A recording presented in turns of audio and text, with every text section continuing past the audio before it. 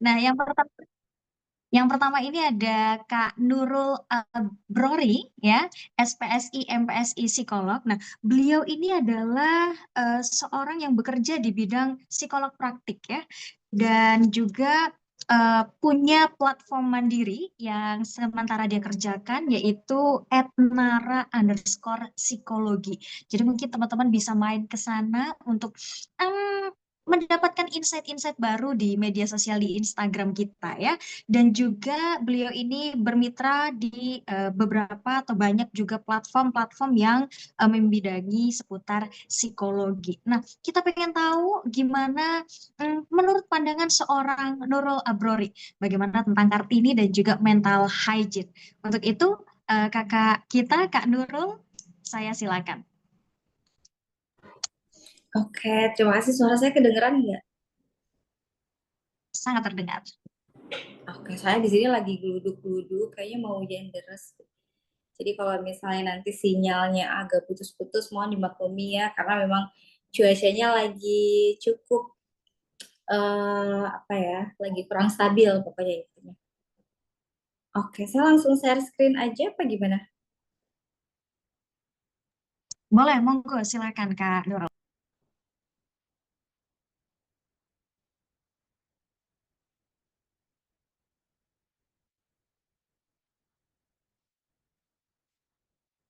Kelihatan nggak, teman-teman?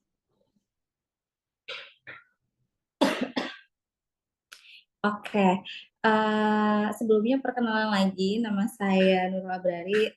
Teman-teman bisa panggil saya Nuyu aja. Jadi biar lebih lebih banyak orang-orang yang manggilnya Nuyu sih. Gitu. Oke, hari ini temanya kebetulan tentang Kartini ya, karena memang lagi April dan 21 April kemarin kebetulan kita memperingati sebagai Hari Kartini. Dan ini dikhususkan untuk teman-teman yang kebetulan pesertanya semuanya perempuan ya. Oke, baik. Nah, berdasarkan data yang saya dapat dari beberapa sumber bahwa wanita itu memiliki tingkat kecemasan lebih tinggi dibandingkan pria. Ada sekitar perbedaannya sekitar 1,8%, ya di mana perempuan itu memiliki 4,5% yang mengalami kecemasan, sedangkan laki-laki itu hanya sekitar 2,7. Jadi kurang lebih perbedaannya ada sekitar 1,8%. Lalu wanita itu juga biasanya lebih banyak mengalami gangguan emosional. Jadi tidak hanya 1,8%, tapi secara total wanita itu bisa 4 kali lebih banyak mengalami gangguan emosional. Dan gangguan emosional tuh ada sangat banyak, dan terdapat beberapa gangguan itu yang memang didominasi oleh wanita. Jadi teman-teman yang kebetulan di sini semuanya adalah wanita, uh, biasanya memang kita sebagai wanita itu akan lebih mudah mengalami beberapa gangguan mental. Ada beberapa gangguan mental yang secara umum itu didominasi oleh wanita. Yang pertama adalah depresi, kecemasan, dan gangguan makan. Ini teman-teman mungkin kalau misalnya mau langsung tanya juga nggak apa-apa karena materinya mungkin sedikit ya. Jadi biar lebih interaktif, teman-teman bisa tanya langsung.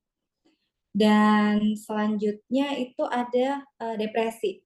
Familiar kan ya dengan depresi? Nah, depresi ini sebenarnya adalah salah satu gangguan mood. Jadi gangguan mood itu tidak hanya moodnya menurun atau minat aktivitasnya berkurang atau down, tapi juga ada yang namanya manik, yaitu di mana minatnya itu lebih tinggi. Jadi aktivitasnya pengennya beraktivitas tuh lebih tinggi dibandingkan biasanya. Itu juga termasuk dalam gangguan mood. Hanya saja yang biasanya didominasi oleh wanita ini adalah depresi. Terus selanjutnya adalah gangguan kecemasan. Gangguan kecemasan itu biasanya ditandai dengan adanya gejala-gejala fisik ya, karena memang gangguan kecemasan ini adalah gangguan neurotik yang berhubungan dengan saraf-saraf kita, di mana kita akan bereaksi ketika kita berada pada situasi yang kita rasa itu mengancam atau berada di situasi yang tidak menyenangkan. Dan yang terakhir, gangguan yang paling sering dialami oleh wanita itu adalah gangguan makan. Ada dua gangguan makan yang paling terkenal, yaitu anoreksia dan bulimia. Ya, jadi teman-teman mungkin ada yang mengalami dan merasa tertrigger dengan materi ini, silakan untuk coba self heal ya, karena mungkin ada beberapa slide ke depan yang akan membahas tentang masalah-masalah mental, dan sangat memungkinkan untuk kita sebagai survivor itu merasa tertrigger. Oke, selanjutnya teman-teman ada yang punya gambaran nggak kenapa kira-kira wanita itu lebih besar atau lebih sering mengalami gangguan mental ini? Ada yang bisa jawab? Ya, silakan teman-teman. Mungkin punya pengalaman. Atau Kalau mungkin saya sih biasanya karena ada selain studi, kadang saya juga buat keluarga nih Kak Nurul. Hmm, oke, ya. Itu bisa jadi juga karena memang wanita kan nggak cuma wanita, laki-laki juga kita punya banyak peran. Maksudnya dalam satu gender itu kita punya beberapa peran yang harus kita laksanakan dalam satu waktu. Tetapi ada dua klasifikasi utama dan cukup besar yang bisa membedakan kenapa wanita itu lebih rentan mengalami masalah mental daripada laki-laki. Yang pertama adalah hormonal, dan yang kedua adalah sosial. Kalau hormonal ini teman-teman sudah tahu dan kebanyakan mungkin sudah merasakan ya, di mana kita setiap mau mendekati siklus menstruasi atau premenstruasi itu kita pasti akan mengalami perubahan mood, dan itu sangat wajar sekali. Dan ini juga sangat rentan dan memicu kita untuk mengalami masalah-masalah mental lainnya. Jadi adanya perubahan hormon yang secara drastis yang akan kita temui pada saat proses ovulasi ataupun di saat menstruasi tersebut itu sangat mempengaruhi terkait mood kita. Makanya kenapa yang paling besar perbedaan laki-laki dan perempuan itu ada di gangguan mood, yaitu depresi tadi. Tadi ya kita sudah ngomongin depresi, gangguan mood.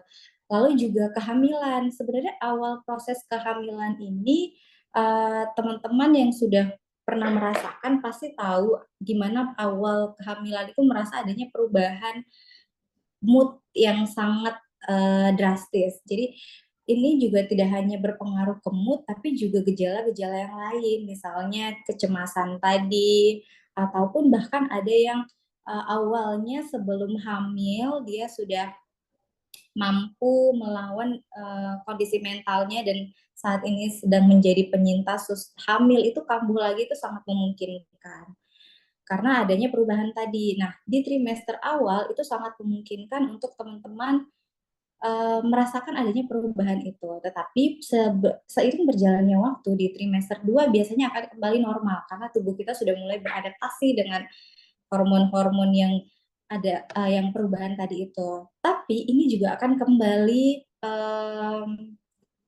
kembali terjadi perubahan besar ketika pasca melahirkan atau pasca natal.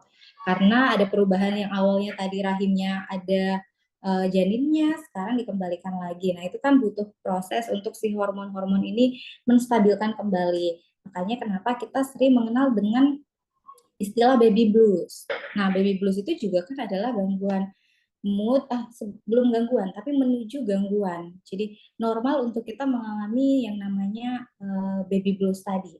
Tapi ketika kondisi itu berlangsung selama lebih dari 2 minggu, maka itu akan mengarah ke gangguan yang disebut dengan postpartum depression. Jadi depresi pasca melahirkan. Jadi, kalau teman-teman harus aware ya. Jadi kalau misalnya ada yang lagi hamil sekarang, terus setelah 2 minggu merasa kok saya masih ngerasa gejala-gejala perubahan mood nih, padahal sudah 2 minggu. Nah itu sangat memungkinkan untuk adanya gejala depresi pasca melahirkan. Begitu juga ketika wanita-wanita yang menuju menopause, kurang lebih gejalanya sama. Bahkan yang menopause ini siklusnya bisa jadi jauh lebih panjang karena setiap orang punya siklus menopause itu yang berbeda-beda. Ada yang bisa berbulan-bulan, ada bahkan yang 1 tahun penuh itu dia bisa merasakan perubahan drastis hormonnya. Dan yang terakhir, yang kedua dan yang terakhir adalah sosial. Jadi itu tidak hanya jenis kelamin, tapi kita juga ada yang namanya perbedaan gender, laki-laki dan perempuan. Adanya perbedaan gender di mata masyarakat dan budaya ini juga sangat mempengaruhi bagaimana kita terinfluence untuk jadi sebagai seorang mental health survivor. Misalnya di Gorontalo mungkin ya, itu merasa bahwa bukan di Gorontalo sih, kayaknya lebih ke Asia juga ya, bisa dibilang banyak yang merasa bahwa wanita itu harusnya patuh kepada suami, atau wanita itu harus nurut ke yang lebih tua, tidak boleh membantah dan lain sebagainya. Adanya peran-peran tersebut dan stigma pandangan tentang perempuan itu menjadikan kita bahkan bisa tergeneralisir bahwa kita itu sangat rentan mengalami gangguan mental. Padahal kalau dilihat struktur tubuhnya selain hormonal tadi semuanya sama. Tapi dengan adanya perbedaan pandangan gender ini di mata masyarakat membuat kita menjadi berbeda dengan laki-laki. Seperti itu. Nah, dari tadi kita ngomongin kesehatan mental. Sebenarnya tolak ukur dari kesehatan mental itu apa sih? Nih ada beberapa kata yang saya highlight, jadi teman-teman bisa sambil mendeteksi diri sendiri apakah teman-teman sudah memenuhi kriteria ini atau belum. Yang pertama itu sejahtera. Apakah teman-teman saat ini sedang merasa bahwa kondisinya sedang sejahtera, harus sadar bahwa kita itu punya kemampuan, kita mampu mengatasi tekanan hidup, terus kita mampu belajar dan bekerja secara baik, dan yang terakhir adalah kita berkontribusi pada komunitas. Jadi misalnya kita sebagai masyarakat bisa berkontribusi sebagai masyarakat, kita sebagai anak bisa berkontribusi dengan peran anak kita, atau kita sebagai istri bisa berkontribusi sebagai istri tersebut. Jadi teman-teman bisa sambil merecall apakah saat ini saya bisa dikatakan sebagai orang atau individu yang sehat mental belum ya? Jadi karakteristiknya ada di highlight, ada di kalimat ya, kata-kata yang saya highlight. Tapi untuk tidak untuk mendiagnosis ya teman-teman. Jadi sekedar aware aja. Nah, lalu ketika saya sudah deteksi, kok kayaknya saya ada beberapa bagian yang kayaknya belum terpenuhi gitu. Nah, apa sih yang bisa kita lakukan? Yang bisa kita lakukan itu adalah deteksi dini. Jadi teman-teman silakan untuk coba deteksi dini. Kira-kira hari ini moodnya bagaimana, kabarnya bagaimana, apakah saya sudah termasuk dalam individu yang bisa dikatakan sehat mental apa belum. Dan yang kedua adalah tidak self-diagnose. Self-diagnose ini artinya kita mendiagnosis sendiri.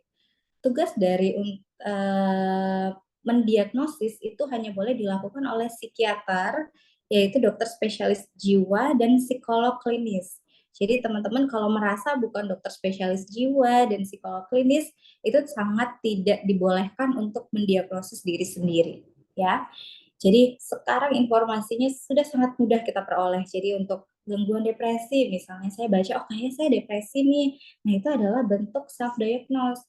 Kenapa itu sangat tidak dianjurkan? Karena itu akan sangat memungkinkan kita untuk memperparah kondisi.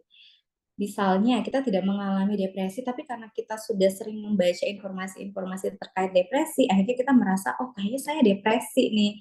Dan akhirnya mengarahkan pikiran dan perilaku kita bahwa kita adalah individu yang depresi. Kita makanya kenapa self diagnosis ini sangat-sangat tidak dianjurkan. Dan yang ketiga adalah self heal. Jadi manusia itu pada dasarnya dibekali dengan kemampuan untuk memproteksi diri. Tidak hanya secara fisik yang kalau misalnya kita berdarah, terus tiba-tiba jaringan akan membentuk lagi dan akhirnya berdarahnya akan hilang dan lukanya akan pulih, akan sembuh lagi. Mental juga seperti itu. Kita dibekali dengan beberapa kemampuan untuk kita memperbaiki atau survive kembali dengan kondisi yang saat ini kita rasa tidak menyenangkan.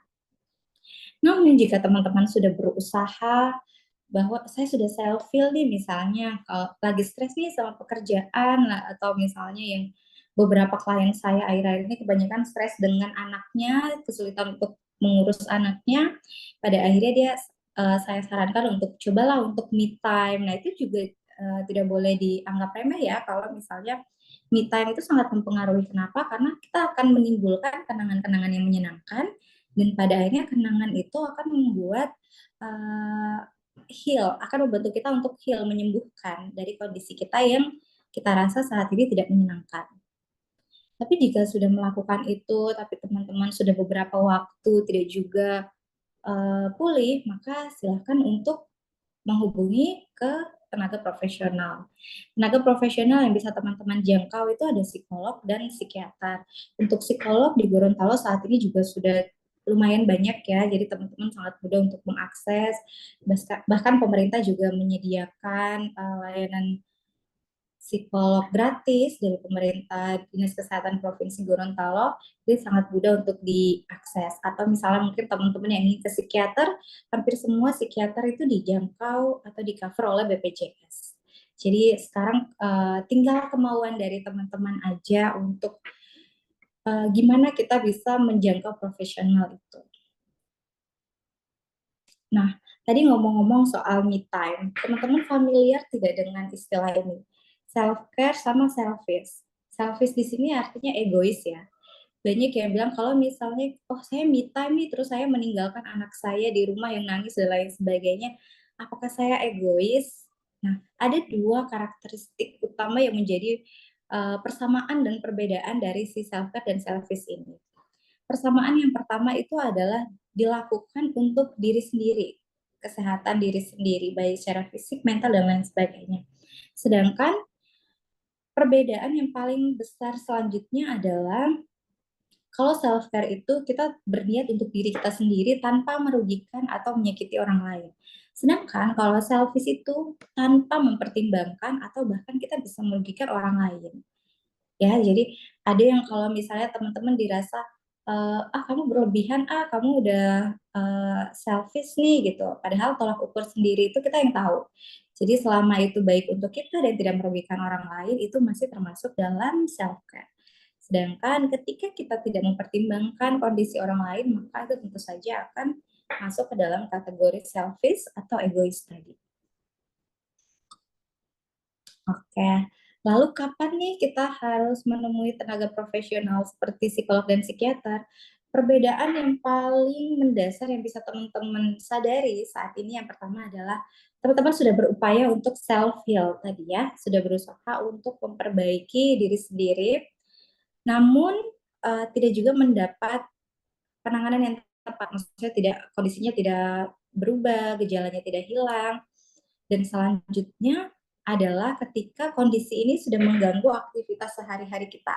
Kalau misalnya kita rasa yang awalnya sebelum ada kejadian ini kita tidurnya 8 jam sehari, terus tiba-tiba jadi 6 jam atau bahkan dalam tetap 8 jam tapi terbangun terus, itu juga sangat memungkinkan untuk kita harus menghubungi tenaga profesional. Kenapa? Karena aktivitas kita sudah mulai terganggu. Tidak hanya aktivitas kita yang terganggu, tapi orang di sekitar kita juga merasa bahwa kita sudah mengganggu mereka, gitu. Atau mungkin produktivitas kita berkurang, itu juga menjadi sign untuk kita harus menemui tenaga profesional.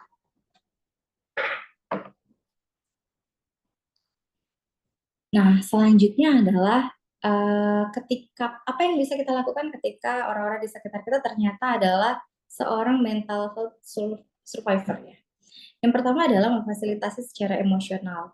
Memfasilitasi di sini bukan teman-teman yang bayarin ke psikolog dan lain sebagainya ya. Jadi teman-teman memfasilitasi dengan mungkin bisa mendengarkan tanpa judgement, atau mungkin tidak ikut campur ketika tidak diminta, itu juga sudah cukup membantu, artinya sudah memfasilitasi secara emosional.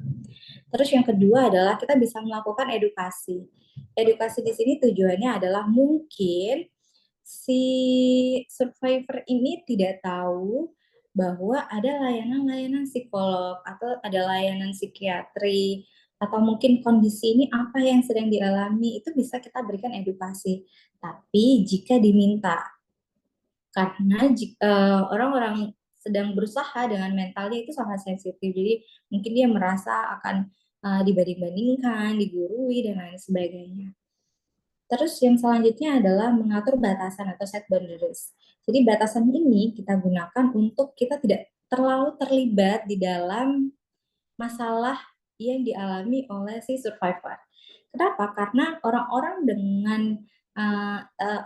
yang menjadi mental health survivor ini biasanya mereka akan sangat lekat dengan orang-orang yang memfasilitasi mereka. Jadi mereka merasa bahwa kita ketika memfasilitasi mereka secara emosional, kita bertanggung jawab penuh nih atas keberhasilan dan kesuksesan pemulihan mereka. Makanya kita harus mengatur batasan kapan kita harus terlibat dan kapan kita harus berhenti dari keterlibatan kita itu. Dan yang terakhir adalah waspadai tanda bahaya. Karena orang-orang, kita tidak bisa tahu ya, kita tidak bisa mengukur seberapa besar bahaya yang mereka timbulkan dari kondisi mereka. Hanya saja ada beberapa orang yang biasanya menunjukkan sign atau sinyal atau tanda bahwa mereka sedang berada dalam kondisi bahaya. Misalnya ada yang sudah self harm atau yang sekarang paling familiar di kalangan remaja itu ada namanya barcode. Nah, itu juga kan sudah termasuk dalam kondisi berbahaya. Atau mungkin yang dia sering membicarakan tentang kematian atau dia bilang mau suicide dan lain sebagainya, itu juga sebenarnya adalah tanda-tanda bahaya yang harus teman-teman waspadai. Tidak hanya untuk si survivor, tapi untuk diri kita sendiri juga. Karena bisa jadi kita juga menjadi bagian dari orang yang akan dibahayakan, gitu ya. Jadi teman-teman perlu mewaspadai itu. Nah, ini ada beberapa kalimat dan perilaku. Teman-teman bisa baca dari beberapa kalimat ini, ada nggak yang pernah mengalami atau bagaimana perasaan teman-teman ketika diperlakukan demikian atau mendapat kata-kata yang demikian? Ada yang pernah mengalami atau ada yang saat ini sebelum ikut kelas ini melakukannya? Ini terlihatnya sangat sederhana ya, tapi mungkin tidak semua orang mengalami ini dan mungkin tidak semua orang pernah mendapatkan ini. Nah, pertanyaan saya adalah seberapa sering kalimat dan perilaku di atas tadi itu teman-teman tujukan untuk diri sendiri? Jadi teman-teman bisa sambil recall kapan sih saya terakhir movie maraton, nonton drama yang saya pengen gitu, atau kapan sih saya terakhir kali makan makanan favorit saya gitu. Itu bisa teman-teman recall lagi kondisinya, perasaannya bagaimana. Lalu, apakah teman-teman merasa senang dengan adanya perilaku itu atau kalimat-kalimat tersebut? Dan yang terakhir, teman-teman bisa coba menuliskan kalimat positif yang ingin teman-teman dengar dari orang lain. Sebanyak-banyaknya juga nggak apa-apa. Ini untuk melatih bahwa kita itu juga butuh atau senang diperlakukan dengan demikian. Oke, mungkin itu saja materi dari saya. Nanti sekedar tambahan, teman-teman untuk menulis ini tujuannya adalah sometimes atau ke depannya kapan-kapan deh teman-teman baca lagi ke diri baca lagi kalimat tersebut untuk diri teman-teman dan coba dirasakan gimana kalau misalnya kalimat itu kita tujukan ke diri kita sendiri. Apakah kita juga akan merasa senang dengan kalimat tersebut atau tidak? Karena ketika dari orang lain saja kita merasa senang, apalagi ketika itu kita sampaikan ke diri kita sendiri. Oke, mungkin itu saja materi dari saya. Saya kembalikan ke moderator. Wah, menarik sekali nih Kak Nurul. Kurang lebih ada beberapa kata pujian untuk diri saya yang kadang saya luput dan saya baru ingat untuk saya tuliskan kembali hari ini. Terima kasih Kak Nurul. Nah, kita punya dua pertanyaan Kak Nurul di dalam kolom chat. Yang pertama ada dari Kak Novi Usu. Pertanyaannya adalah, Kak Nurul, apakah keinginan untuk makan yang lebih sering itu apakah juga termasuk gangguan makan? Saya juga punya problem yang sama nih Kak Nurul. Aduh, gimana dong? Oke, kalau berdasarkan klasifikasi gangguan mental ini, kita biasanya hanya mengklasifikasikan bulimia dan anoreksia. Kenapa? Karena ini yang bermasalah bukan jumlah makannya, tapi bagaimana kita memandang makan itu. Misalnya kalau bulimia itu dia merasa bersalah kalau makan banyak sampai akhirnya dia memuntahkan makanan yang sudah dia makan. Dia berusaha untuk memuntahkan itu meskipun dia makan banyak, nanti setelah itu dia akan muntahkan karena tujuannya adalah yang penting saya makan, tapi habis itu yang dia rasakan adalah rasa bersalah.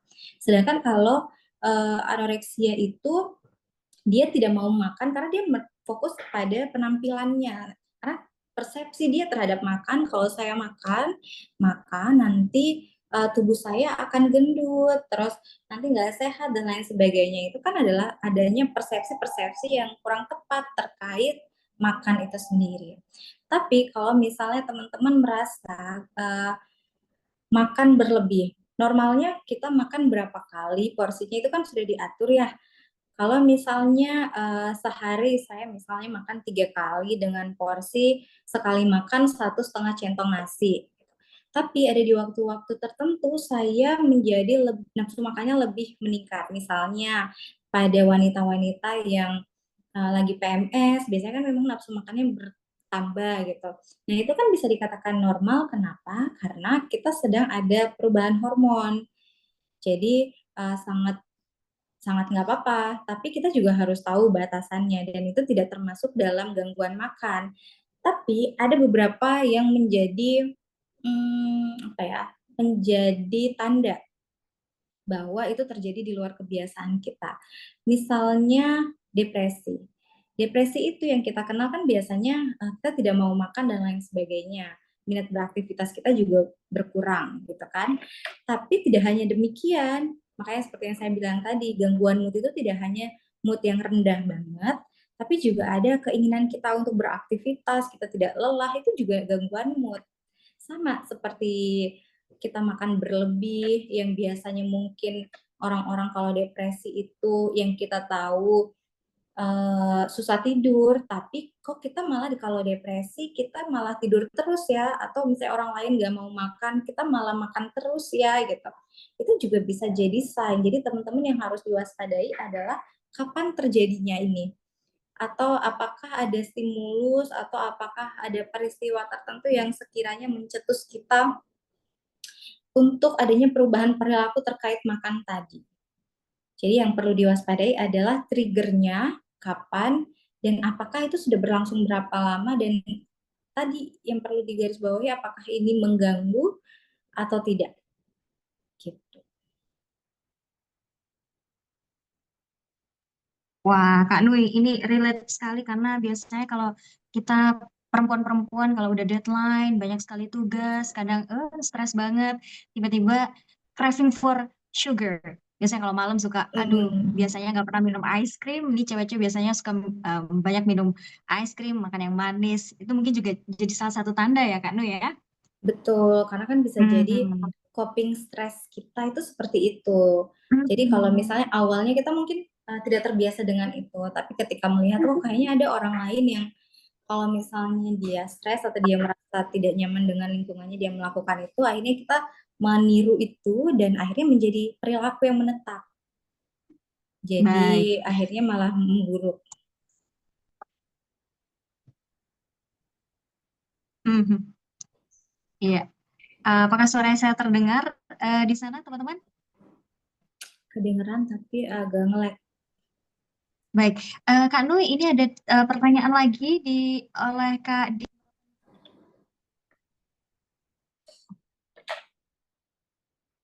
Oke, Mbaknya kayaknya eh, keluar dari Zoom ya. Ini dari, saya bantu baca aja ya. Recording in progress. Progress. Dari Kadian. Kalau Iya, betul, kehilangan dari kajian. Silakan, Kak Nui. Kalau kehilangan nafsu makan, tidak semangat beraktivitas, badan nyeri keseluruhan, rambut cenderung rontok, itu apa ya gitu, atau faktor stres. Jadi sangat banyak ya gejala gejala depresi itu ada cukup banyak, ada sekitar 13 atau apa ya yang berdasarkan diagnosis. Tapi teman-teman tidak boleh mendiagnosis ya. Saya hanya menyampaikan bahwa gejala depresi itu ada cukup banyak. Teman-teman juga bisa googling, tapi sekedar tahu aja. Biasanya kalau orang depresi itu minat beraktivitasnya berkurang. Terus dia merasa lemas, tidak mau ngapa-ngapain, terus pandangan terkait masa depannya juga buram atau pesimis gitu. Dan apa ya? Minatnya pokoknya intinya moodnya itu ke bawah atau down. Tadi tidurnya juga susah atau mungkin kebangun-kebangun. Itu bisa jadi gejala depresi. Tapi di sini ada tambahannya gejala fisik, badannya nyeri. Kalau misalnya teman-teman nyeri, terus tanpa ada aktivitas yang membuat tubuh kita tuh nyeri, misalnya saya nih tidur seharian atau aktivitas saya biasa aja nih sama kayak aktivitas sebelum-sebelumnya, tapi kok saya tetap nyeri ya gitu. Kenapa?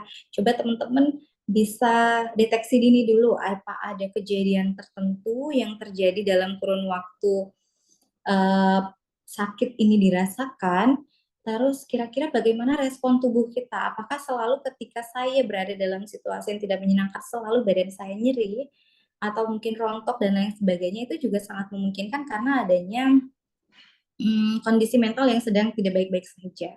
Kenapa? Karena biasanya gejala mental itu, gejala fisik karena akibat kelelahan mental itu karena efek jangka panjang ya. Jadi ada beberapa proses yang kita skip dalam proses heal tadi, pada akhirnya kita mendam itu ke dalam alam bawah sadar. Nah, akhirnya si alam bawah sadar ini ngasih sign lewat fisik. Kayak misalnya saya mungkin punya trauma ketika saya SD, terus tiba-tiba saya udah melupakan nih, saya bilang saya udah melupakan. Tapi kok tiba-tiba ketika saya kuliah saya nggak nyaman ya dengan situasi ini dan cenderung tuh situasi yang lalu seperti itu, yang mirip seperti itu, saya gampang ke-trigger. Itu kenapa ya? Atau mungkin saya tiba-tiba nyeri di bagian tubuh tertentu meskipun saya tidak melakukan apapun. Nah, itu bisa jadi adalah uh, gejala jangka panjang yang ditimbulkan oleh trauma ketika saya masih kecil tadi itu. Misalnya seperti itu. Dan ini untuk kalian memang saya menyarankan untuk silakan menghubungi profesional karena kalau atau mungkin bisa dicek dulu ke dokter umum kalau misalnya memang tidak ada gejala tertentu atau sakit fisik, kemungkinan besar itu adalah karena kondisi mental yang sedang tidak baik-baik saja. Gitu. Baik, Kak Nui. Ini ada pertanyaan terakhir ya dari Kak Putri Adibu A di kolom komentar juga. Jika punya masa lalu yang kenangannya cukup mengganggu, kemudian juga membuat trauma, misalnya timbul perasaan takut, deg-degan, juga gelisah. Kira-kira seperti apa ini cara untuk mengurangi atau setidaknya mengontrol perasaan tersebut? Dari Kak Nui, silakan. Oke, kalau ngomongin trauma ini sudah cukup berat ya. Kenapa? Karena trauma itu tuh yang mungkin teman-teman tahu tuh, trauma itu adalah respon ketika kita mengalami sesuatu yang tidak menyenangkan dan akhirnya muncul lagi seperti yang saya bilang tadi. Padahal trauma ini tidak sesimpel itu gitu kan. Jadi kan ada proses yang terjadi, kenapa kita bisa mengalami itu tuh harus kita tahu. Cuma simpelnya adalah ketika teman-teman sudah menyadari ini adalah efek dari trauma, silakan untuk segera menghubungi profesional. Kenapa? Karena sudah jelas kita tidak akan bisa menyelesaikan ini sendiri. Karena yang pertama, kita tidak tahu apa yang kita lakukan, dan setiap orang itu meskipun saya dengan si B punya trauma yang sama, misalnya mungkin trauma apa gitu, belum tentu penanganan yang akan diberikan psikolog itu sama, karena setiap orang itu tuh punya dinamika psikologis yang berbeda-beda. Kalau misalnya saat ini yang dirasakan adalah gejala fisik, gejala cemasnya adalah deg-degan, gelisah, dan lain sebagainya. Mungkin untuk Kak Putri bisa mencoba dengan relaksasi. Jadi kita tidak menyelesaikan si trauma ini, tapi lebih ke meminimalisir gejalanya. Jadi ketika kita berada di situasi yang tidak menyenangkan, apa yang bisa kita lakukan yaitu meminimalisir dulu. Yang pertama kita harus tahu dulu kondisi kita kenapa nih, kondisi fisik kita kenapa, kondisi mental kita kenapa, apa yang kita rasakan saat ini, dan apa yang bisa kita lakukan. Nah, yang bisa kita lakukan yang pertama yaitu untuk meminimalisir gejalanya, biar tidak semakin besar. Karena setiap orang gejalanya berbeda-beda. Di Kak Putri ini kebetulan deg-degan dan gelisah bisa dimulai dengan relaksasi. Jadi coba cari relaksasi yang sekiranya cocok dengan gejalanya. Ada yang mungkin relaksasi otot itu bermanfaat, ada yang mungkin relaksasi nafas juga sudah cukup gitu. Dan yang perlu digarisbawahi adalah ketika teman-teman sudah merasa itu trauma, silakan untuk segera menghubungi tenaga profesional. Baik, noted Kak Nuri akan eh, apa namanya jawaban-jawaban dari Kak Nuri kita semua sudah catat dan kita semua dapat insight baru bahwa eh, kalau keseringan makan belum tentu ya jadi gangguan mental dan kadang juga perubahan pola makan juga merupakan dari tanda-tanda kita mengalami yang namanya gangguan mental dan ini menarik sekali Kak Doi untuk dibahas secara psikologi. Jadi kita sedikit banyak punya insight baru. Terima kasih Kak Nui sudah memberikan materi yang luar biasa dan juga menjawab kegelisahan kita dari 3 pertanyaan yang sudah diberikan tadi. Nah, teman-teman di kelas Puan atau sekolah Puan di kelas gender, kita akan pindah ke pemateri kita yang kedua kali ini karena waktu kita juga sangat terbatas ya. Di sini ya kita punya Kak Novi Usu. Beliau ini merupakan seorang akademisi ya di Universitas Negeri Gorontalo ya, khususnya di Prodi Pendidikan Bahasa Inggris. Mungkin buat teman-teman yang ada di Fakultas Sastra ya dan Budaya di UNG ini pasti kenal banget sama mem kita yang satu ini. Nah, tapi kalau di sini kita panggil kakak aja karena kita semua di sini hawanya sangat muda belia ya, semangat dan rancak bana. Nah, beliau ini minat risetnya itu salah satunya ya, selain juga di sastra, juga metodologi IFL mungkin, tapi juga ada yang paling menarik yaitu tentang studi gender atau gender studies. Dan jauh sekali studi beliau mengenai hal ini di Australia beberapa waktu yang lalu. Jadi pasti hasanah yang akan beliau bagikan pada sore hari ini bukan kaleng-kaleng dan isinya daging semua. Saya akan menampilkan PPT beliau sesaat lagi. Sambil menunggu Bisa saya saya menampilkan, share saja. mungkin Bisa langsung saya saya share. berikan kepada Kak Novi. Silakan Kak Novi. Saya share saja ininya ya, PPT-nya ya. Oh boleh, agar lebih Ini saya leluasa. co-host ya, iya. Oke.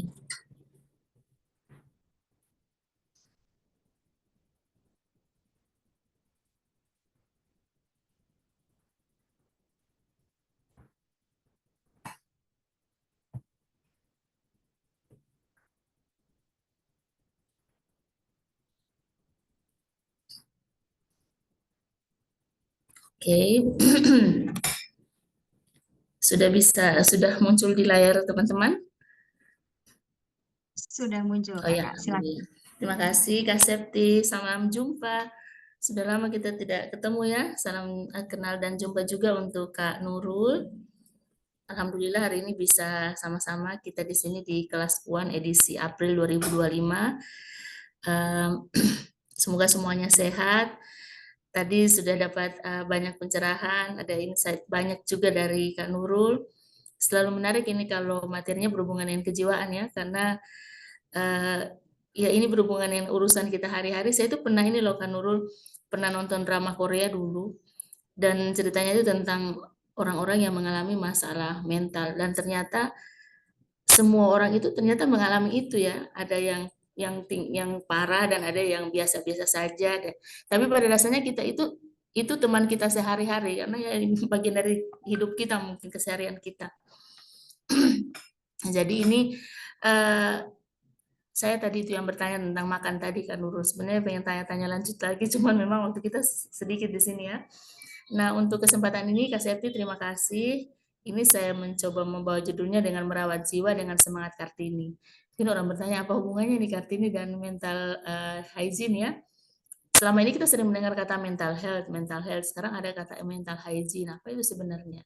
Jadi sebenarnya itu untuk sebelum kita mengalami namanya mental health itu kita harus merawat diri dulu untuk jangan sampai mengalami itu. Mungkin seperti itu. Yang nanti saya dikoreksi Kak Nurul kalau saya keliru menyampaikan ini.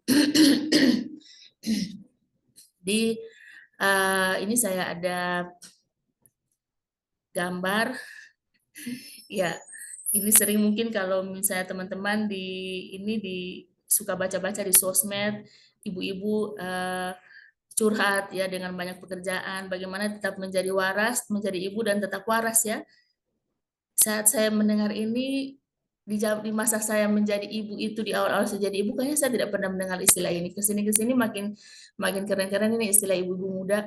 Bagaimana tetap menjaga kewarasan dengan menjadi ibu. Dalam hati saya memangnya kalau jadi ibu itu kita akan jadi gila misalnya atau bermasalah mental. Tapi ternyata memangnya sebenarnya kita pada kan yang masalah-masalah seperti ini kita bisa sampai stres, depresi, karena ekspektasi masyarakat kita itu juga tinggi sekali ya kepada perempuan. Dia harus mengurusi anak, rumah, sumur dapur kasur, tapi kemudian juga kalau dia bekerja ya mau bekerja dan tidak bekerja sebenarnya bebannya juga tetap sama. Nah, dalam konteks ini kita akan melihat sedikit materi saya ini untuk melihat bagaimana Kartini dengan mental hygiene ini ya. Kartini, Ibu Kartini yang hari lahirnya kita rayakan setiap tanggal 21 April. Ada perayaan di mana-mana, orang berkebaya, lomba masak, dan seterusnya. Kemudian hari ini kita mengaitkannya dengan kesehatan atau mental hygiene ini. Nah, mungkin sini saya sempat mencari-cari biar untuk mengingatkan saya juga, sebenarnya mental hygiene ini apa? Ya, jadi itu kalau yang menurut saya tanyakan ke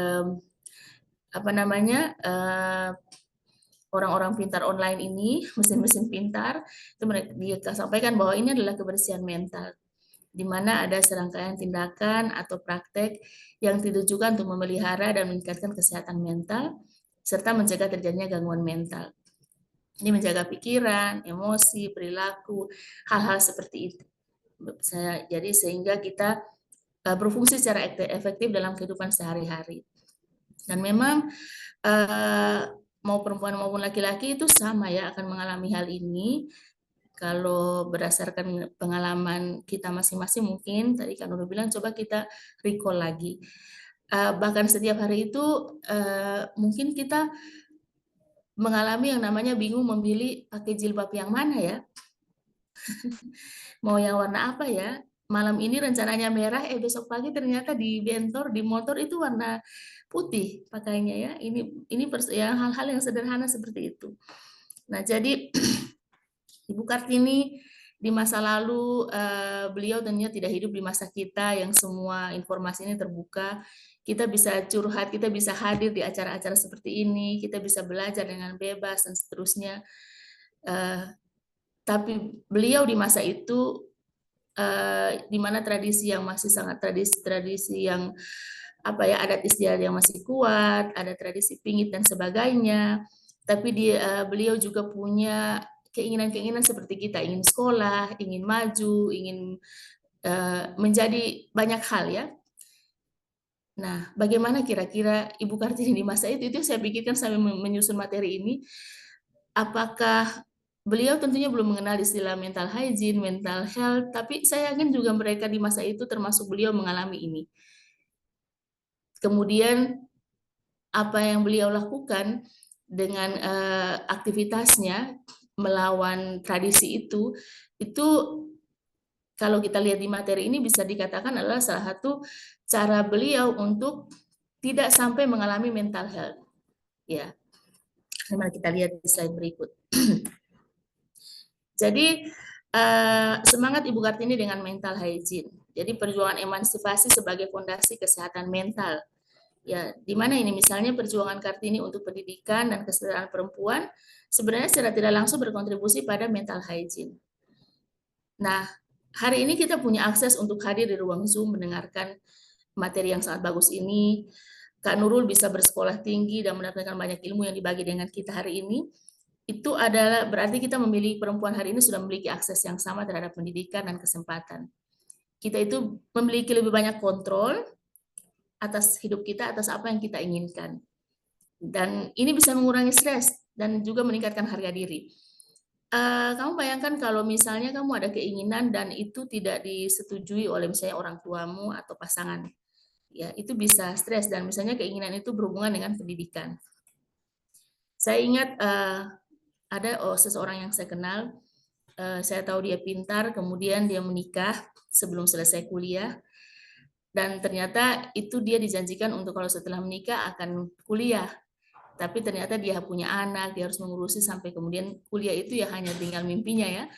Jadi ini dia lumayan depresi dengan itu, tapi ya alhamdulillah support dari teman-teman juga kuat dan ya secara ini juga dia ini ya, dia kemudian menerima itu bahwa seperti ini, ya dia tidak sampai depresi yang parah ya. Tapi bahkan hari ini kita juga masih bertemu dengan orang-orang seperti itu. Nah, akses pada pendidikan ini ya mungkin kita merasa biasa saja karena kita memiliki akses ini, tapi sebenarnya kalau kita tidak memiliki akses yang luas ke dunia pendidikan, kita akan sulit untuk mengontrol hidup kita ya. Voice suara kita itu mungkin tidak bisa kita suarakan ya. Karena sebenarnya kalau kita melihat juga gerakan feminis itu, pendidikan itu menjadi salah satu perjuangan mereka karena dengan pendidikan perempuan bisa lebih mandiri secara finansial terutama, dan di sini mungkin berhubungan dengan kontrol diri tadi. Jadi kalau kita hubungkan dengan perjuangan emansipasi, maka pas ini ya, betapa perjuangan Ibu Kartini itu atau orang-orang di zaman dulu itu untuk kita berpendidikan itu adalah terutama sekali untuk membantu kesehatan mental kita juga. Nah, suara-suara Ibu Kartini melalui surat-suratnya itu sebenarnya adalah proses menyuarakan pikiran-pikirannya, dan hal ini sangat penting dalam proses mental hygiene itu, mungkin seperti itu bahasanya. Ada proses emosi dan validasi yang terjadi di saat beliau menyampaikan keinginan-keinginannya, pikirannya. Ibu Kartini zaman itu punya pemikiran yang sangat progresif, tapi dia tidak bisa melakukan seperti apa yang kita lakukan hari ini dan Tuhan memberikan dia kesempatan melalui menyampaikan pemikirannya lewat surat-surat ya. Bayangkan kalau tidak ya, itu bisa mungkin akan depresi sangat parah. Jadi ini kemudian juga semangat Ibu Kartini ini dalam yang hubungannya dengan kesehatan mental ini adalah di mana ada ketahanan mental dalam menghadapi diskriminasi ya. Jadi hari ini sebenarnya kita menyorot Ibu Kartini dan kesehatan mental, kita akan belajar dari beliau ya. Beliau yang hidup 100 tahun yang lalu, lebih 100 tahun yang lalu, tapi tetap survive dan meninggalkan banyak hal yang bermanfaat untuk kita. Ya. Nah, kisah hidup Ibu Kartini menghadapi tradisi patriarki ini yang sangat kuat pada masa waktu itu adalah salah satu bentuk ketahanan mental. Ya. Bagaimana seorang bertahan dalam kesulitan gitu. Mungkin kalau ada teman-teman mahasiswa di sini mau kerja tugas saja misalnya dan dilarang orang tua, itu saja sudah mungkin akan depresi ya. Dan bayangkan menjadi Ibu Kartini di masa itu, tapi beliau kuat ya, beliau kuat. Nah kemudian ada pendidikan itu bisa menjadi sebagai satu bentuk pemberdayaan mental, karena pendidikan memberikan pengetahuan dan juga membuat seorang perempuan itu lebih percaya diri dan wawasannya berkembang. Saya senang sekali hari ini banyak perempuan yang kemudian bisa berpendidikan tinggi, walaupun memang di kelas-kelas itu seringkali ya suara-suara perempuan kadang tidak terdengar ya. Tapi itu ada banyak faktor yang saya maklumi kenapa seperti itu. Walaupun sebenarnya kalau ada perempuan yang bisa bersuara itu mereka pemikiran mereka sebenarnya sangat bagus sekali, luar biasa. Nah, berikut kita akan melihat sedikit, ini slide terakhir, tidak banyak-banyak, relevansi pemikiran Kartini dengan tantangan mental hygiene kontemporer yang sekarang ya. Bukannya kita tidak ada tekanan lagi, bahkan mungkin tekanannya lebih besar ya, dalam hal yang lain begitu. Kita sudah bisa berpendidikan tinggi, sudah bisa mengakses pendidikan tinggi, ya dari dasar sampai pendidikan tinggi, tapi tetap ada tekanan sosial dan ekspektasi gender. Ya, jadi kalau perjuangan Ibu Kartini itu kan melawan batasan gender, masih relevan dengan tekanan sosial dan ekspektasi yang dihadapi perempuan saat ini. Masih ada, terutama tadi Kak Nurul juga sudah menyinggung itu, ekspektasi masyarakat terhadap perempuan, walaupun kamu berpendidikan tinggi, urusan sumber dapur kasur itu masih urusanmu ya, sehingga perempuan hari ini juga masih mengalami yang double burden, multiple burden seperti itu. Ya. Kemudian ada dari pemikiran Ibu Kartini juga betapa penting pendidikan dan literasi kesehatan mental. Dari perjuangan beliau kita bisa ada seperti hari ini, ya ada banyak hal ya, bukan hanya itu saja, tapi kita meng-highlight ini untuk hari ini. Ada semangat untuk kita belajar ya. Hari ini ada sama-sama teman-teman di sini, tidak semua orang yang kita kenal ada bersama kita hari ini. Jadi menurut saya orang-orang yang bisa hadir hari ini adalah orang-orang yang mau belajar. Ada semangat Kartini di dalam diri kita masing-masing untuk meningkatkan literasi kita. Tadi dari penjelasan Kak Nurul itu kan kita banyak sekali belajar, saya banyak sekali belajar. Seumur ini ada banyak hal yang masih hal baru yang saya dengar dari Kak Nurul, dan itu benar-benar memberikan insight dan pengetahuan yang banyak untuk saya yakin juga teman-teman. Dan kemudian keberanian Ibu Kartini dalam menyuarakan pemikirannya adalah cara mengatasi stigma juga ya seputar masalah kesehatan mental itu. Jadi kita juga harus berani seperti beliau ya. Kalau beliau berani maka kita juga harus seberani beliau. Jadi kemudian juga ini pemberdayaan diri sebagai kunci mental hygiene, mungkin ya seperti itu ya.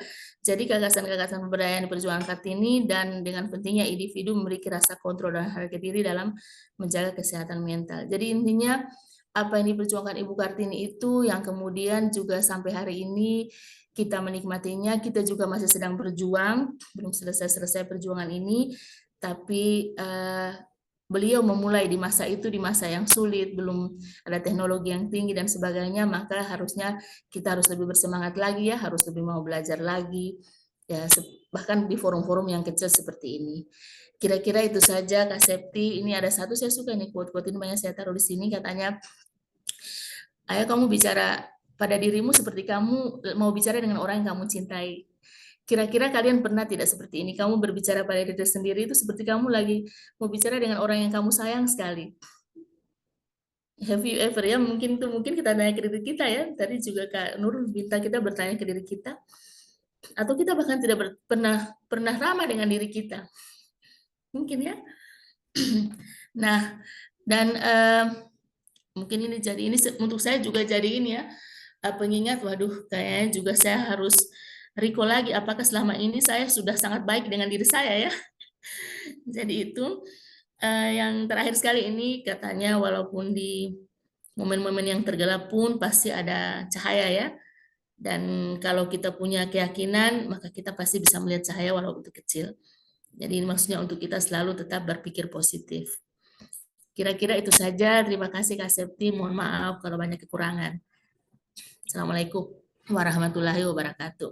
Waalaikumsalam warahmatullahi wabarakatuh. Wah, Kak Novi luar biasa banget. Saya jadi akhirnya iya ya, banyak yang iya saya baru tahu loh bahwa ada semangat Kartini yang luar biasa pada zaman dulu yang belum ada apa-apa. Aduh, terima kasih Kak Novi. Semuanya membuat saya mengingat kembali, sama seperti Kak Nui tadi, merasa bahwa sebenarnya sebagai seorang perempuan saya bisa banyak loh. Sebenarnya sebagai seorang perempuan saya juga punya akses yang sama lah. Menarik. Nah, Kak Novi dan juga teman-teman sekalian, Kalau misalnya mau bertanya, silahkan langsung hand raise atau acungkan tangannya pada layar monitor masing-masing. Kita masih punya beberapa saat dan waktu yang cukup panjang gitu ya, hanya untuk pertanyaan ya. Nah, kalau misalnya teman-teman belum ingin menyampaikan secara langsung, boleh ditulis di dalam kolom komentar. Tapi sebelumnya, ini adalah yang pengen saya tanyain dari tadi Kak Novi. Tadi Kak Novi udah mengingatkan kembali bahwa sebenarnya kita berperang dengan banyak lapisan ya, pengekangan akses, ada juga subordinasi terhadap teman-teman perempuan atau bahkan kita sendiri gitu. Nah, tadi sudah dijelaskan gimana ketika kita coping dengan yang namanya mental hygiene. Tapi kadang kita nggak pengen kita sehat atau hygiene mentalnya tuh sendirian Kak Novi. Kita pengen bareng-bareng bersama teman-teman yang lain. Kadang kita pengen membantu teman-teman yang lain. Tapi sebelum kita membantu kepada mereka, kita udah di blokade dengan lapisan-lapisan kayak tadi subordinatif, kemudian dimarginalkan, kamu tuh cuma perempuan, kamu tidak punya hak untuk memberikan edukasi tentang kesehatan mental kepada sesama teman. Kadang kita diblokade kayak gitu tuh Kak Novi. Tuh, aduh sekarang sedih banget. Tapi gimana caranya kita bisa dealing atau bahkan kita bisa menghadapi itu Kak Novi? Menarik ya. Ya kalau saya sih selama yang saya lakukan itu tidak melanggar ketentuan Tuhan, maka saya gaspol istilahnya ya. Istilahnya kita ada keinginan untuk berbagi dengan orang lain dan sebenarnya kita sudah lebih beruntung sih Kak dibanding perempuan-perempuan di kelompok masyarakat lain. Ya, jadi kita bisa bersuara walaupun dalam lingkup yang kecil ya, mungkin tidak besar, tapi kita sudah memberikan manfaat untuk diri kita, insya Allah kepada orang lain juga. Jadi bagi saya, kalaupun ada semacam tantangan seperti itu, ya kita tetap jangan patah semangat ya, jangan patah semangat karena biasanya orang-orang yang mau berbagi itu mereka akan mengalami masalah berhubungan dengan kejiwaan itu saat hal-hal yang mereka sukai itu kemudian terhalangi. Nah, sehingga kita harus mencari solusi untuk bagaimana self healing kita itu biasanya kita tetap kuat istilahnya orang-orang telah bilang ya, untuk kita tetap berbagi begitu walaupun dalam keadaan ya kita mencari teman-teman itu juga perlu lingkaran pertemanan yang saling support ya. Itu penting sekali, berorganisasi yang sesuai dengan visi misi kita juga itu penting ya. Jadi sebaiknya jangan sendiri, bersama-sama itu lebih bagus, berjamaah itu tentunya pahalanya lebih banyak ya. Jadi sama juga untuk berbagi itu, untuk kita berjuang tidak boleh sendiri, harus sama-sama. Jadi kira-kira itu Kak Septi. Jadi tetap harus ya maju terus, pantang mundur. Mundur ya Kak. Jadi saya highlight tadi 3. Teman-teman yang ada di sekolah Puan, di kelas gender, jangan patah semangatnya, selalu pilih circle yang sehat dan juga sefrekuensi, dan yang paling penting jangan sendiri, harus bareng-bareng. Iya, nah, itu dia. Mungkin ada pertanyaan dari teman-teman sekalian, silahkan. Kita masih punya waktu juga untuk membahas ini bersama Kak Novi Usu. Boleh raise hand atau juga boleh menuliskan pertanyaannya di kolom komentar. Iya, saya melihat ini ada banyak sekali teman-teman kita sesama, kalau bisa dibilang aktivis juga aktivis ya, Kak Novi, ada Kak Elma, kemudian Kak Putri, ini Kak Putriani Bu Ai, ini teman-teman kita juga ya yang sangat hebat ini, ya militan ini. Silakan teman-teman mau berbagi atau sekedar berbagi pengalaman ataupun kisah juga boleh banget, silakan. Nah, ini dia teman kita, Febrina Ali. Kak Novi mungkin Kak Novi juga cukup familiar dengan nama ini, teman kita di FSB ya, sekarang menempuh pendidikan doktornya. Kak, saya mau sharing cerita nih. Saat Hari Kartini kemarin, salah satu teman saya posting sesuatu tentang semangat Kartini. Nah, salah satu temannya yang pria menuliskan komentar, Kartini juga istri keempat. Ini kata-kata yang membuat kami yang baca itu menjadi panas. Bagaimana menurut Kakak soal komentar tadi dari sisi bahasa? Menarik nih Kak Novi, silakan. Iya, untuk saya ya, oke baik. Em, menarik ini ya. Saat ini juga saya sementara dengan mahasiswa saya di kelas ilmu komunikasi itu, kami sedang membahas anak-anak itu sementara mahasiswa menganalisis film Kartini ya, melihatnya dari perspektif gender. Dan ini muncul tadi pagi tentang Kartini itu ternyata adalah berpoligami ya, mempraktekkan poligami. Dan di sini hari ini sore-sore ini kita ketemu, Kartini juga istri keempat, ada yang bilang seperti itu. Kita seakan-akan tidak mau menerima ya, pahlawan kita, orang yang kita apa ya, itu kemudian itu sepertinya mengata-ngatai beliau ya kita, tapi memang kenyataannya seperti itu. Dalam konteks bahasa, ini bertanya dari sisi bahasa, bisa jadi ini semacam apa ya, mengejek kita ya perempuan dengan kalimat ini, dan kita akan bertemu dengan hal-hal seperti ini setiap hari dalam bentuk kalimat yang berbeda. Bukan hanya Kartini, bahkan juga mungkin pada diri kita. Banyak kalimat-kalimat seksis yang harus kita terima, ya, disampaikan oleh orang lain, bukan hanya laki-laki tapi juga perempuan, tapi juga kita bisa juga seksis ya, ini tanpa kita sadar. Nah, saya menyampaikan ini soal beliau berpoligami ini dalam konteks pada saat itu pilihannya dia tidak punya banyak pilihan ya. Itu adalah itu adalah berpoligami itu adalah hal yang wajar di masa itu ya. Di masa itu bukannya berarti sekarang tidak wajar, cuman mereka diatur ya, mereka perempuan-perempuan saat itu adalah mereka diatur untuk menikah dengan siapa, they cannot decide ya, they couldn't decide, termasuk kemudian menikah dengan siapa dan menjadi istri keberapa itu tidak mereka bisa tentukan sendiri.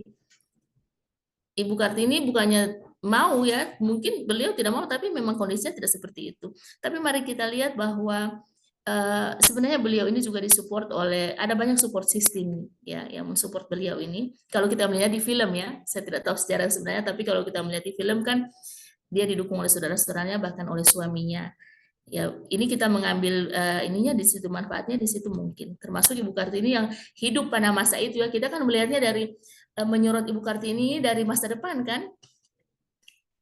Tapi mungkin pada masa itu beliau melihat ini adalah salah satu emergency exit untuk bagaimana pemikiran-pemikiran beliau, keinginan beliau itu kemudian bisa terrealisasi, dan juga untuk apa ya, ini mungkin adalah bentuk mental hygiene-nya Ibu Kartini ya, dengan menerima keadaan, tapi kemudian juga melalui penerimaan keadaan itu beliau menjalankan misi-misinya untuk pendidikan dan seterusnya ya.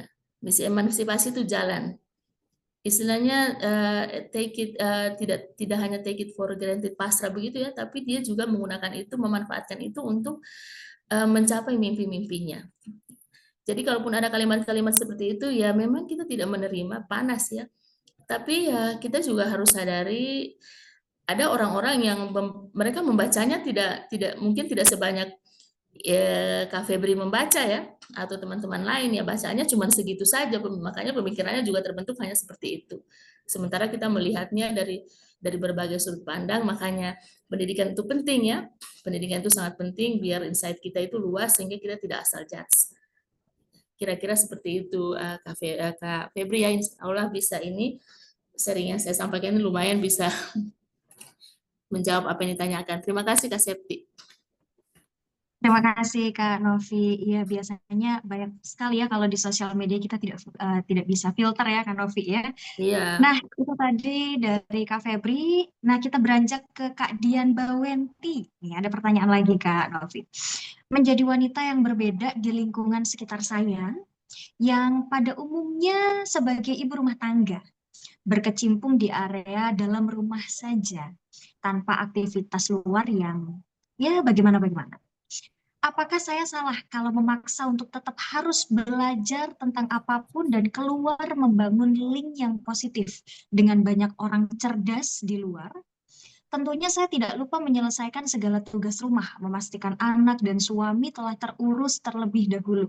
Kemudian baru lanjut beraktivitas di luar mencari ilmu baru.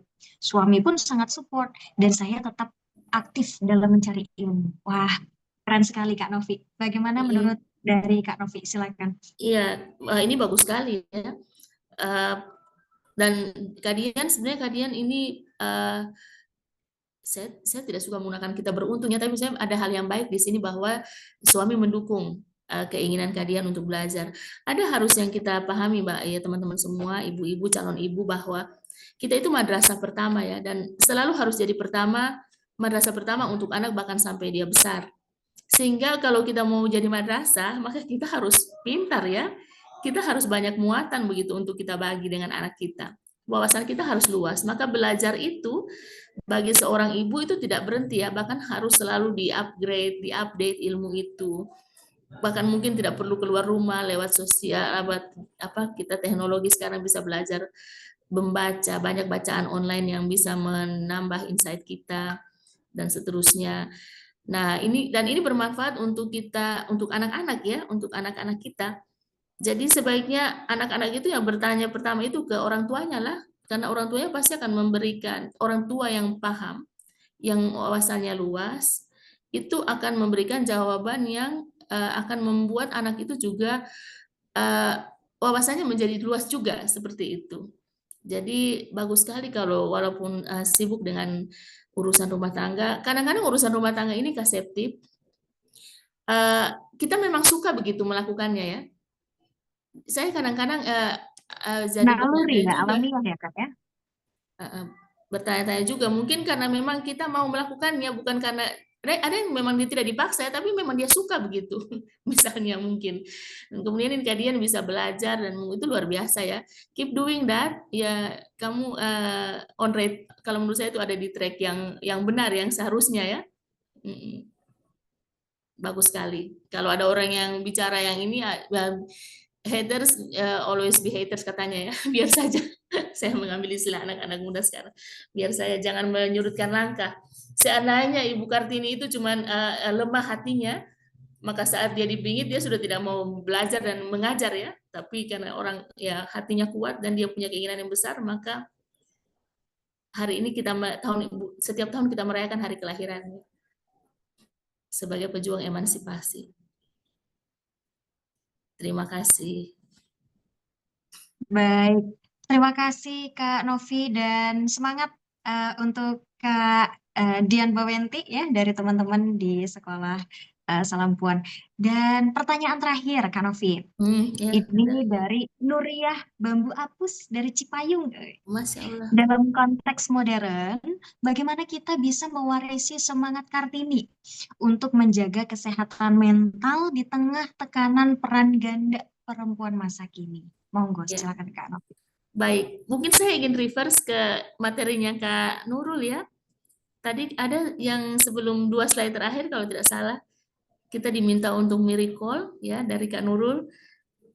Kapan kita makan makanan favorit kita, kapan kita melakukan hal yang kita suka begitu, ya. Di antara serbuan urusan publik domestik yang harus kita jalani setiap hari, kita juga perlu waktu untuk diri kita yang benar-benar kita bisa sesuaikan dengan keadaan kita juga begitu. Jangan sampai kita itu punya keinginan me time, tapi me time-nya misalnya jalan-jalan ke Swiss begitu, tapi kita tidak bisa ya, tidak sanggup, itu malah bikin depresi. Ya, jadi disesuaikan kemampuan kita. Jadi mungkin seperti itu Kak Nuria. Semangat Kartini itu untuk ya, dan kemudian kita menjaga semangat Kartini untuk selalu belajar dan berbagi, dan kemudian kita juga bagaimana tetap menjaga kesehatan mental sementara kita punya banyak tugas di dalam rumah. Saya rasa adalah dengan harus berani menyempatkan waktu untuk diri kita, memberikan waktu untuk diri kita. Kita harus berani untuk menghargai diri kita. Kadang-kadang menjadi ibu itu membuat kita semua untuk anak. Wah, tidak seperti itu ya. Sebenarnya juga menghargai diri kita itu, memberikan waktu untuk diri kita itu nanti hasilnya juga akan untuk anak dan keluarga bahkan komunitas. Karena kalau kita stres, anak juga akan tumbuh menjadi orang yang stres ya. Dan itu kita akan membuat komunitas juga ya akan berpengaruh ke orang-orang di sekitar kita dan seterusnya. Jadi menurut saya ya sebagai perempuan apalagi sudah punya keluarga, kita harus berani untuk saya perlu waktu untuk diri saya begitu. Ya. Saya mau memberikan reward untuk diri saya. Itu. Kira-kira seperti itu ya Kak. Ini mungkin dari perspektif psikolog, silakan mungkin Kak Nur. Mungkin baiknya ada dari Kak Nur, Kak Septi. Silakan. Baik, monggo Kak Nui, kita juga ingin mendengar dari Ya. Kak Nui, silakan.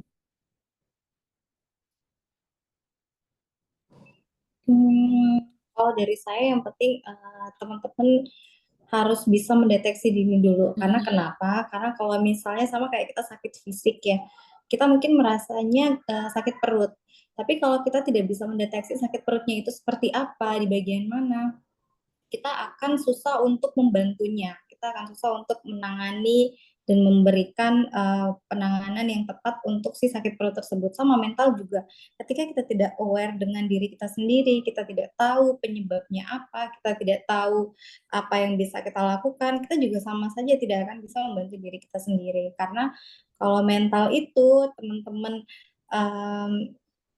tidak merasa butuh bantuan, ya orang lain juga tidak akan memberi bantuan, karena kita sendiri yang merasakan dan kita sendiri yang bisa mengungkapkan kondisi kita ke orang lain.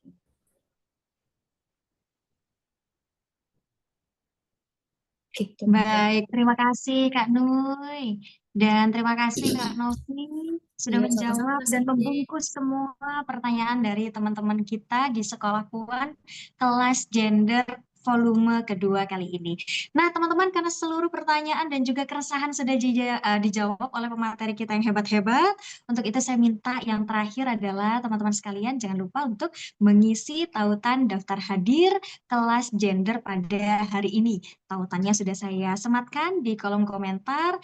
Mungkin tidak membutuhkan waktu lama, ya hanya semenit saja, bahkan mungkin nggak nyampe ya semenit ya. Monggo silakan teman-teman sambil diisi. Dan karena kita sudah di penghujung waktu, sudah tidak ada pertanyaan lagi, saya rasa kita semua sudah mendapatkan insight baru untuk segera action ya pada kehidupan kita sehari-hari, menerapkan bagaimana semangat Kartini dan juga mental hygiene yang bisa kita terapkan dalam kehidupan kita sehari-hari. Karena kita udah mau selesai, mungkin kita bisa mengabadikan momen ini bersama. Mungkin teman-teman bisa mengaktifkan kameranya. Silakan bersama para pemateri kita yang luar biasa pada sore hari ini. Monggo, kalau ini Kak Putriani Bu A sudah tampil di sini. Wah, luar biasa. Terima kasih Kak. Kak Amalia juga sudah hadir. Silakan teman-teman. Nah, ini dia Kak Dian. Selamat sore Kak Dian. Baik. Nah, saya akan ambil gambarnya dalam hitungan mundur ya. Silakan bergaya teman-teman. 1, 2, 3. Ya, saya copy paste terlebih dahulu. Ya, maklum ya. Soalnya pakai Windows. Sekali lagi dengan gaya yang berbeda. Septi absensi, jangan lupa. Oh iya, sekali lagi fotonya ya dengan gaya yang berbeda. 1, 2, 3. Cantik sekali ini para Kartini muda. Nah, sekali lagi teman-teman jangan lupa untuk mengisi tautan daftar hadir. Ada di kolom komentar sudah saya sematkan. Bisa diklik sekarang sambil kita penutupan acara kita pada sore hari ini. Ya, saya pikir itu kelas kita hari ini, teman-teman sekalian. Nanti akan ada kelas-kelas dari sekolah Puan, kelas-kelas gender yang lain yang nanti akan dipromosikan oleh teman-teman sekolah Salam Puan ya di Instagram Salam Puan. Jadi teman-teman mohon keep update supaya tidak ketinggalan lagi sekolah Puan dan juga kelas gender yang lain. Akhir kata dari saya, mohon maaf bila ada salah. Terima kasih atas dua pemateri yang luar biasa tadi dan juga antusiasme dari teman-teman mengikuti kelas dari awal sampai akhir sore hari ini. Wassalamualaikum warahmatullahi wabarakatuh. Sampai jumpa di Waalaikumsalam kelas berikutnya. warahmatullahi wabarakatuh. Sampai jumpa. Waalaikumsalam, terima kasih. Terima Terima kasih kasih Kak Kak Nur. Nur. Terima Terima kasih kasih. Kak Novi. Ya, sama-sama. Terima kasih Kak Septi. Ya, teman-teman silakan boleh yang sudah mengisi daftar hadir sudah boleh meninggalkan ruang virtual.